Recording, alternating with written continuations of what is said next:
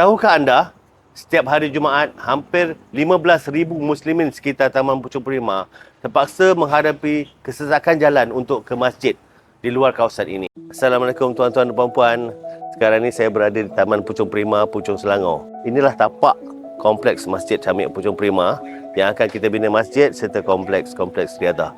Kita sudah plan, kita sudah rancang untuk tanah ni dijadikan pusat utama solat, aktiviti komuniti dan juga pusat ilmu. Cuba kita bayangkan, kita ada lebih 5,000 penduduk di kawasan ini. Mereka semua termasuk saya inilah yang akan memanfaatkan masjid ini. Kalaulah ada ruang solat untuk sembahyang, bilik kelas selesa untuk baca Al-Quran, ada dewan serbaguna untuk program komuniti dan juga kemudahan mesra, warga emas serta OKU.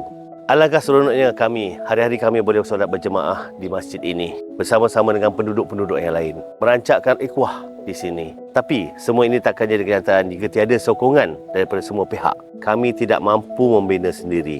Sebab itu, saya nak ajak semua hari ini, marilah kita menjadi sebahagian daripada sejarah pembinaan masjid ini dengan menginfak ke masjid ini. Ingat, saham dunia kita boleh rugi tuan-tuan dan puan-puan. Tapi kalau saham akhirat, ia takkan pernah jatuh. Jom kita ambil peluang, buat pelaburan sikit hari ini untuk bina masjid. InsyaAllah, pulangan berkali ganda di sisi Allah.